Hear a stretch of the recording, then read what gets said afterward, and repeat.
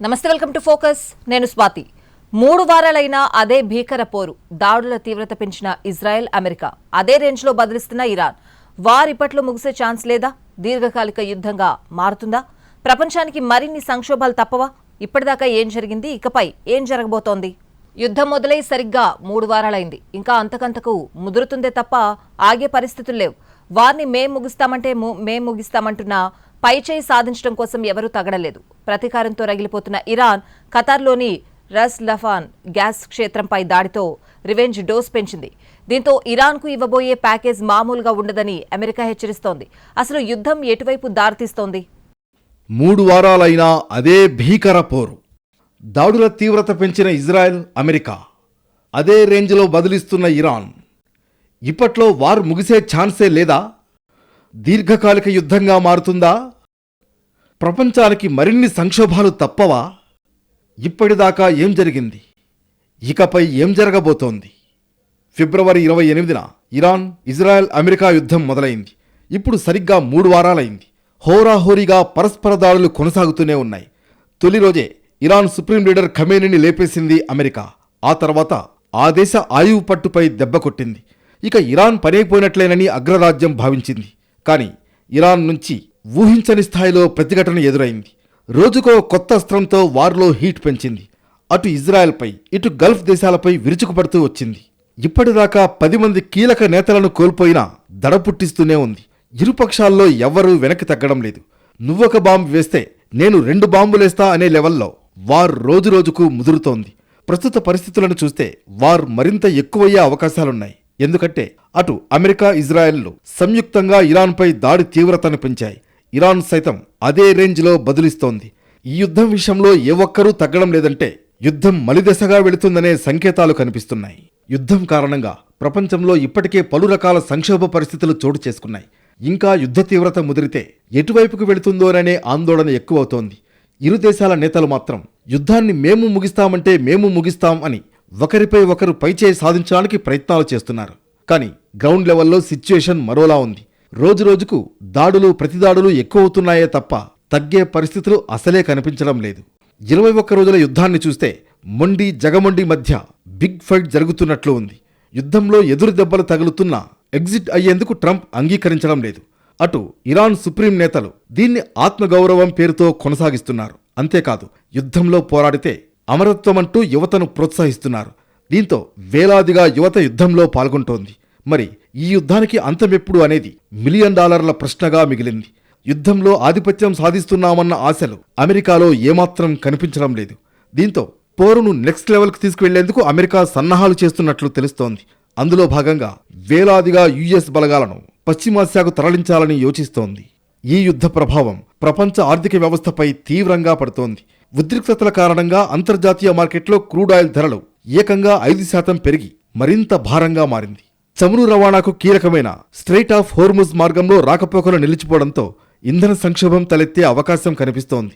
ఈ భీకర పోరులో ఇప్పటి వరకు ఇరాన్లో 1300 మంది, లెబనాన్లో 960 మంది, అమెరికా సైనికులు 13 మంది ప్రాణాలు కోల్పోయారు. క్షిపణి దాడుల కారణంగా ఖతార్లోని కీలక గ్యాస్ ప్లాంట్లు భారీగా దెబ్బతిన్నాయి. ఆపరేషన్ ఎపిక్ ఫ్యూరీలో భాగంగా ఇరాన్లోని భూగర్భ ఆయుధ నిల్వ కేంద్రాలపై 2268 కేజీల బరువైన బాంబులు వేశామని అమెరికా సైన్యం ప్రకటించింది. గత నెల 28 నుంచి ఇప్పటి వరకు ఇరాన్లోని 7,000కు పైగా లక్ష్యాలు, సైనిక మౌలిక సదుపాయాలపై దాడులు చేశామని తెలిపింది. యాంటీషిప్ మిసైళ్లు, నౌకాదళ ఆయుధ డిపోలు, సముద్ర మైన్ల నిల్వ కేంద్రాలు, నౌకలు, మైన్ లేయర్లను దాచిన ఇరాన్ భూగర్భ స్థావరాలపై దాడులు చేశామని చెప్పుకొచ్చింది. తమ దాడుల్లో 120కి పైగా యుద్ధ నౌకలు, 44 మైన్ లేయర్లు ధ్వంసమయ్యాయని తెలిపింది. ఇరుగు పొరుగు దేశాలపై దాడులు చేసే ఇరాన్ సామర్థ్యాన్ని తగ్గించేందుకు ఆ దేశంలోని తూర్పు ప్రాంతం దిశగా వైమానిక దాడులను అమెరికా వాయుసేన విస్తరిస్తోందని అంటోంది. సౌత్ పార్స్ గ్యాస్ ఫీల్డ్స్పై ఇజ్రాయెల్ దాడులకు ప్రతీకారంగా ఇరాన్ తీవ్రంగా ప్రతిస్పందించింది. ఖతార్ ఆర్థిక వ్యవస్థకు పునాది అయిన రస్ లాఫాన్ ఎల్ఎన్జీ కేంద్రంపై క్షిపణి దాడులు చేసింది. ఆ తర్వాత తెల్లవారుజామున పలు లిక్విడ్ న్యాచురల్ గ్యాస్ కేంద్రాలు కూడా క్షిపణి దాడులకు గురయ్యాయని ఆ దేశ ప్రభుత్వ రంగ సంస్థ ఖతార్ ఎనర్జీ తెలిపింది. దీంతో భారీ అగ్ని ప్రమాదాలు సంభవించి మరింత నష్టం వాటిల్లిందని తెలిపింది. అగ్ని ప్రమాదాలపై అత్యవసర సిబ్బంది వెంటనే స్పందించి మంటలను అదుపులోకి తెచ్చారు. దాడిలో భారీగా ఆస్తి నష్టం వాటిల్లిందని ఖతార్ ఎనర్జీ ధృవీకరించింది. ఆ తర్వాత ఇరాన్ రాయబారులు 24 గంటల్లో దేశం విడిచి వెళ్లాలని ఖతార్ ప్రభుత్వం ఆదేశించింది. ఇరాన్ చర్యలపై ఖతార్ ఆగ్రహం వ్యక్తం చేసింది. పౌర ప్రాంతాలు, కీలక మౌలిక సదుపాయాలపై దాడులు అంతర్జాతీయ చట్టాలకు విరుద్ధమని పేర్కొంది. దేశ సార్వభౌమత్వాన్ని దెబ్బతీసే ఇలాంటి దాడులు ఉద్రిక్తతలను మరింత పెంచుతాయని హెచ్చరించింది. ఇరాన్ దాడులపై ట్రంప్ తీవ్రంగా స్పందించారు. మళ్లీ ఇలాంటి దాడులు జరిగితే ఇరాన్పై మునుపెన్నడూ చూడనంత శక్తితో దాడి చేస్తామని వార్నింగ్ ఇచ్చారు. పార్స్ గ్యాస్ క్షేత్రం మొత్తాన్ని విధ్వంసం చేస్తామన్నారాయన. ఇరాన్ శాంతియుతంగా ఉంటే ఇకపై సౌత్ పార్స్ మీద ఎటువంటి దాడులు జరగవని ఆయన హామీ ఇచ్చారు. తాను ఆ స్థాయి హింసా వినాశనాన్ని కోరుకోవడం లేదని స్పష్టం చేశారు. ప్రతీకారంతో రగులుతున్న ఇరాన్ ఇకపై విశ్వరూపం చూపిస్తామంటోంది. ఈసారి పూర్తిగా నాశనమేనని వార్నింగ్ ఇచ్చింది. ఇరాక్లోనూ దాడులు చేస్తోంది. ఎర్బిల్ విమానాశ్రయంలో పేలుడు సంభవించింది. అటు ఇరాక్లో ఇరాన్ మద్దతు ఉన్న మిలీషియాపై అమెరికా దాడులు చేసింది. కువైట్లోని మినా అల్ అహ్మదీ రిఫైనరీపై డ్రోన్ దాడి జరిగింది. పక్కనే ఉన్న మినా అబ్దుల్లా రిఫైనరీకి మంటలంటుకున్నాయి. ఈ దాడులు గల్ఫ్ దేశాలను తీవ్ర ఆందోళనలోకి నెట్టాయి. ఇరాన్ చర్యలతో ప్రపంచ చమురు సరఫరాలో కీలకమైన హర్ముజ్ జలసంధి ప్రమాదంలో పడినట్లు తెలుస్తోంది. రెండు దేశాల టెంపరితనంతో సర్వనాశనం దిశగా అడుగులు పడుతున్నాయి. వార్ మీద 12 దేశాలు కీలకంగా సమావేశమయ్యాయి. ఇరాన్ దాడులు ఆపాలని వార్న్ చేశాయి. లేదంటే సైనిక చర్యకు దిగుతామంటున్నాయి. గల్ఫ్ దేశాలు కూడా ఇరాన్పై యుద్ధానికి దిగుతాయా అనేది ఇప్పుడు ఉత్కంఠ రేపుతోంది. ఇరాన్ తీరును సౌదీ అరేబియా తప్పుపట్టింది. ఇస్లామిక్ దేశాలపై ఇరాన్ దాడులు చేస్తోందన్నారు సౌదీ విదేశాంగ మంత్రి. మరోవైపు ఇస్లాం కోసం పోరాడుతున్నామని ఇరాన్ ఎలా అంటోందో అర్థం కావడం లేదన్నారు ఆయన. ఇరాన్ కేవలం ఒక దేశంపై దాడి చేయడం లేదన్నారు. Saudi Arabia, Bahrain, Kuwait, Qatar, UAE, Oman, Lebanon, Jordan, Azerbaijan, టర్కీలపై ఇరాన్ దాడులు చేస్తోందన్నారు. ఇవన్నీ ఇస్లామిక్ దేశాలైనా ఇరాన్ దాడి చేయడంలో అర్థం ఏమిటని ప్రశ్నించారు. ఇక ఇరాన్కు మరోసారి తామేంటో చూపిస్తామని, అందుకు సిద్ధంగా ఉండాలని ముందుగా అమెరికా హెచ్చరించింది. ఇరాన్ మరో భీకర యుద్ధాన్ని చూడబోతోంది. అది కూడా ఒక భారీ యుద్ధ ప్యాకేజీని ఎదుర్కోవడానికి సిద్ధంగా ఉండండి అని వార్నింగ్ ఇచ్చింది. ఇరాన్లో 7,000 కంటే ఎక్కువ లక్ష్యాలపై అమెరికా దాడి చేసింది. 24 గంటల్లో అత్యంత పెద్ద యుద్ధ ప్యాకేజీను ఇరాన్కు చూపించబోతున్నామని, అది మునుపటి దానితో సమానంగా ఉంటుంది, కానీ అది ఊహకు అందదని అమెరికా రక్షణ మంత్రి పీట్ హెగ్జెత్ అన్నారు. అమెరికా సామర్థ్యాలు పెరుగుతున్నాయి, ఇరాన్వి తగ్గుతున్నాయి. ఇప్పటికే ఇరాన్ వైమానిక రక్షణ వ్యవస్థలు సమూలంగా ధ్వంసమయ్యాయని ఆయన స్పష్టం చేశారు.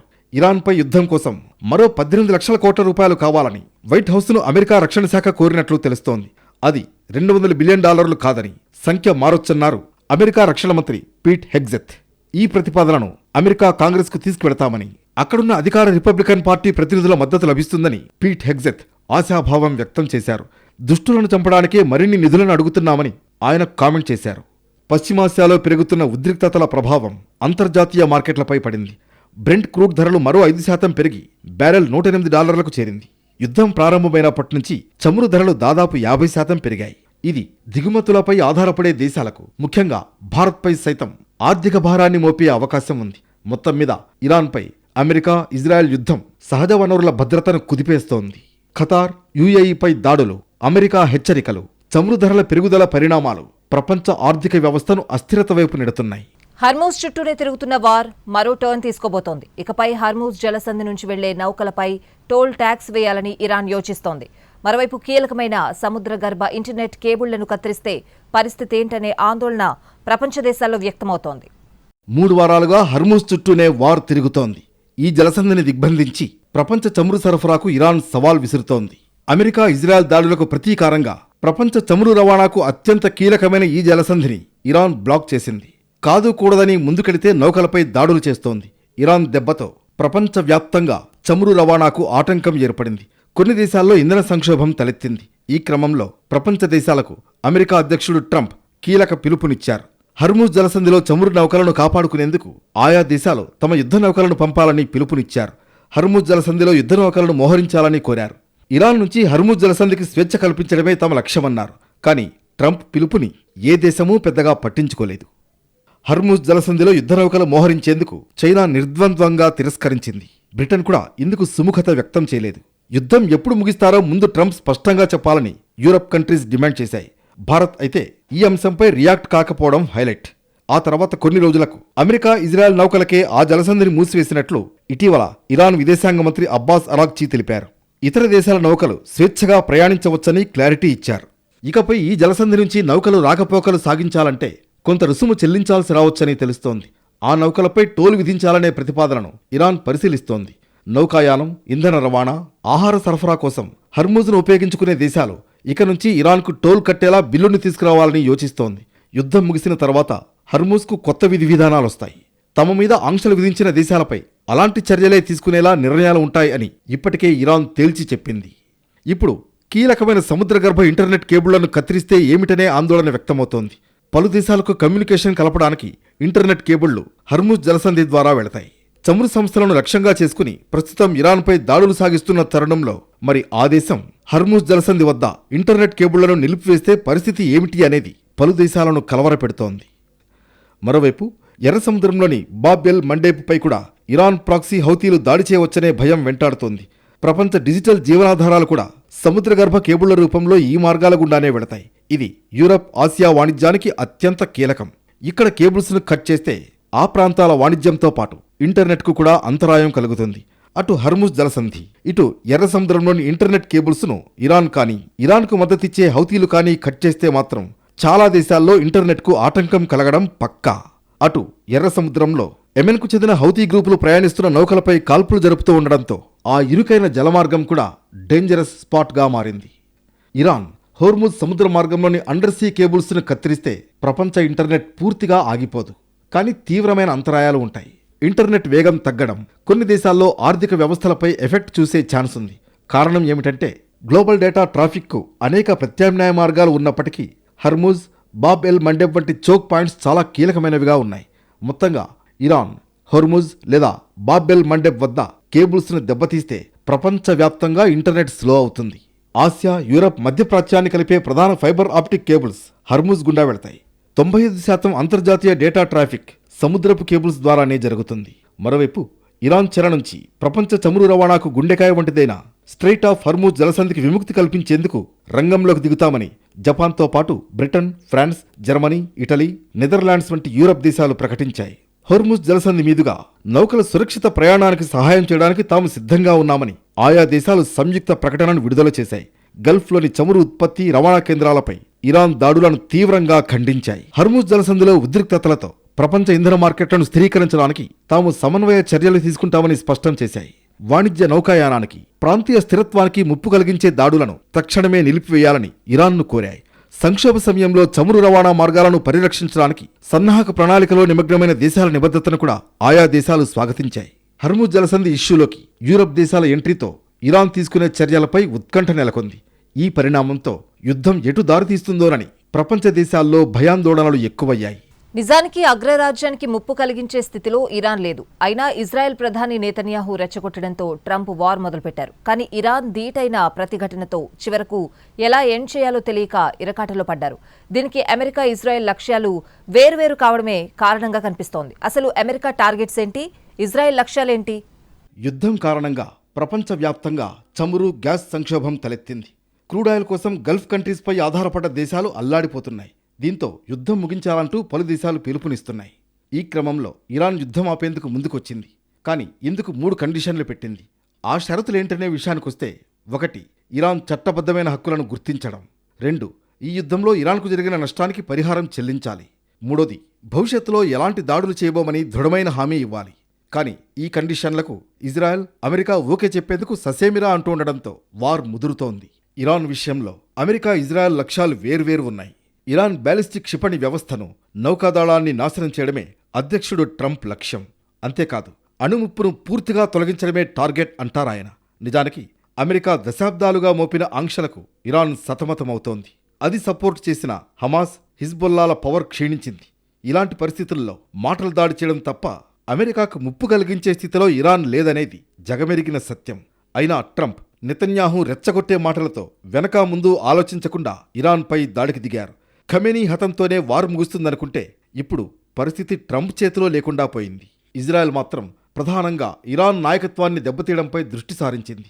ఈ మాటలన్నది ఎవరో కాదు, సాక్షాత్తు అమెరికా నిఘా విభాగం చీఫ్ తులసీ గబ్బార్డ్. ట్రంప్ నిర్దేశించిన లక్ష్యాలు ఇజ్రాయెల్ ప్రభుత్వం నిర్దేశించిన లక్ష్యాల కంటే భిన్నంగా ఉన్నాయంటారామె. ప్రస్తుత పరిస్థితులను గమనిస్తే ఇజ్రాయెల్ ప్రభుత్వం ప్రధానంగా ఇరాన్ నాయకత్వాన్ని దెబ్బతీయడంపై దృష్టి సారించినట్లు స్పష్టమవుతోంది. అయితే ఇరాన్ బ్యాలిస్టిక్ క్షిపణి ప్రయోగ సామర్థ్యం, క్షిపణి ఉత్పత్తి సామర్థ్యం, నౌకాదళాన్ని తుడిచిపెట్టడమే తన లక్ష్యాలని అధ్యక్షుడు ట్రంప్ స్పష్టంగా చెప్పారని తులసీ గబ్బార్డ్ వివరించారు. మరోవైపు ఇజ్రాయెల్, ఇరాన్ ఉన్నత స్థాయి నాయకత్వమే లక్ష్యంగా దాడులు కొనసాగిస్తోంది. ఇరాన్లో అధికార మార్పిడే తన 40 ఏళ్ల కల అని నెతన్యాహు ఎప్పటినుంచో చెబుతున్నారు. ఇందులో భాగంగా ఇరాన్ టాప్ లీడర్లపై గురిపెట్టారు. ఒక్కొక్కరిని లేపేసుకుంటూ వస్తున్నారు. తాజాగా ఇంటెలిజెన్స్ మంత్రి ఇస్మాయిల్ ఖతీబ్తో పాటు ఇతర కీలక భద్రతా అధికారులను హతమార్చినట్లు ఇజ్రాయెల్ ప్రకటించింది. దీనికి ప్రతీకారంగా ఇరాన్ ఇజ్రాయెల్పై క్షిపణుల వర్షం కురిపించింది. ఆక్రమిత వెస్ట్ బ్యాంక్లో జరిగిన ఈ దాడుల్లో ప్రాణనష్టం కూడా సంభవించినట్లు రిపోర్ట్స్ చెబుతున్నాయి. అమెరికా, ఇజ్రాయెల్ దేశాల విధ్వంసం సృష్టిస్తున్న క్షిపణులు, డ్రోన్ల ప్రయోగ కేంద్రాలపై దాడులు చేస్తున్న ఇరాన్కు ఏమాత్రం ఆయుధాల కొరత రావడం లేదు. దీనికి ఆ దేశం చేపట్టిన ముందస్తు చర్యలే రీజన్. ఇందుకోసం భూగర్భంలో క్షిపణుల కోట నిర్మించుకుంది. కెష్మ్ అనే దీవిలో అది నిర్మించిన ఈ కోట శత్రు దుర్భేద్యం. అది ఇరాన్కు ఆయుధ పట్టుగానే కాకుండా అద్భుత పర్యాటక కేంద్రంగానూ ఉంది. పురాతన ఎరిత్రాస్ సమాధుల నుంచి ఆధునిక క్షిపణుల కేంద్రం దాకా ఇది ఎంతో కీలకమైనది. గల్ఫ్లోనే అతిపెద్ద దీవి అయిన కెష్మ్ యుద్ధంలో కీలకంగా నిలుస్తోంది. హర్ముజ్ ప్రాంతంలో ఇది ఉంది. కెష్మ్లో ఉప్పు గుహలు, మడ అడవుల కింద అద్భుత శిల్పకళా సౌందర్యం ఉంది. ఒకప్పుడు పర్యాటకులు ఈ ప్రాంతంలోని అద్భుతమైన ప్రకృతిని ఆస్వాదించేందుకు వచ్చేవారు. కానీ ఇప్పుడు ఆ ప్రాంతంలో క్షిపణుల కోట ఉంది. 1445 చదరపు కిలోమీటర్ల విస్తీర్ణంలో విస్తరించి ఉంది కెష్మ్. గల్ఫ్ నుంచి రవాణాకు ప్రవేశ మార్గంగా ఉండే ఈ దీవి చమురు మార్గాన్ని అడ్డుకోగలిగే వ్యూహాత్మక ప్రాంతంలో ఉంది.